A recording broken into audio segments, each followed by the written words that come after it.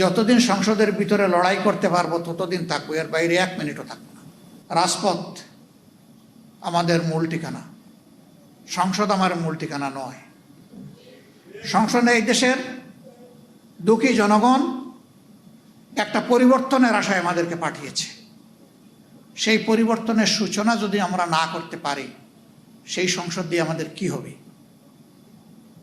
অবশ্যই আমরা আল্লাহ চাইলে জনগণের চাহিদার ক্ষুধা পূরণের সাথেই থাকবো, এর বাইরে যাব না ইনশাআল্লাহ। আপনারা আশ্বস্ত করেছেন, আমরা শক্তি পেয়েছি, একসাথে লড়বো ইনশাআল্লাহ।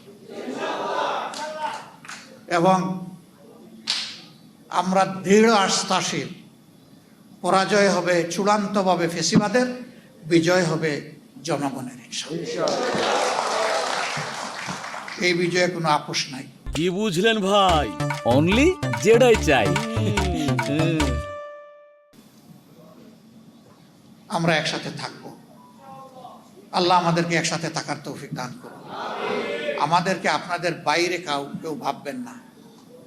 আমরা অনেক বড় পরিষদে, আরো অনেক বড় পরিসরে জুলাই যোদ্ধাদের কথা শুনতে চাই, তারও আয়োজন ইনশাল্লাহ করব।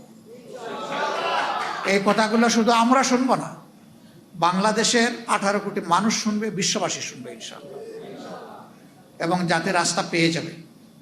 আপনাদের সবাইকে গভীর কৃতজ্ঞতা, আন্তরিক মোবারকবাদ।